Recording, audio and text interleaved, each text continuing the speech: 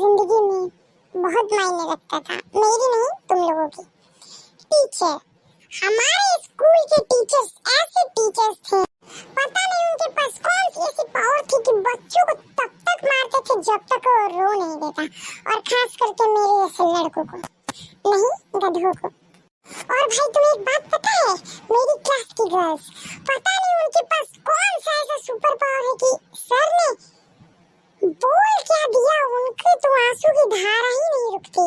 इसी वजह से शायद वो लोग कभी मार नहीं खाते, जितना मार खाना होता है सारे लड़के ही आते हैं, खास करके मैं। और मैं तुम लोगों का भी दर्द समझता हूँ, स्कूल का, अभी का नहीं, क्योंकि मैं भी स्कूल में इतना ही मार खाता था जितना तुम लोग।